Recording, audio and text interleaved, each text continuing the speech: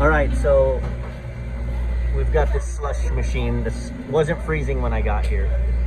I put gauges on it and it was completely out of gas on the low side, not on the high side. That's a pretty good indication that you got a leak on the low side because they're separated by a TXV. When I ask it, unless I'm not even gonna ask it to run, all right, I'm gonna tap a little gas into it and you're gonna watch the low side bleed and bleed and bleed. So there's definitely a Freon leak on the low side. I wonder if it was the TXV, right? So you have your TXV right there. So if the TXV is closed up, you're not gonna get anything back, but I can make this run for a few minutes anyway. And my head pressure holds.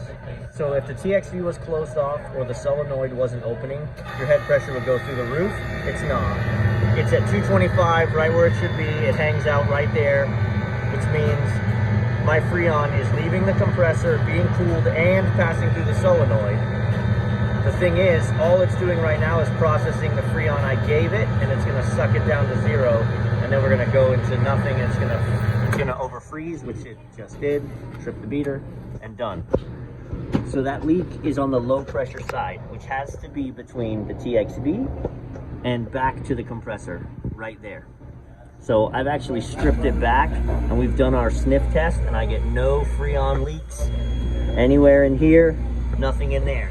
Where I get the Freon hits is there, going up into the evaporator. That entire coil, this is just wrapped, whoop, whoop, whoop, all the way back.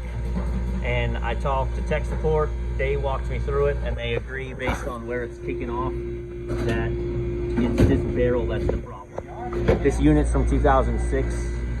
This barrel is technically available, but I promise you not worth replacing, given that the rest of the unit is what it is. So we take the next steps.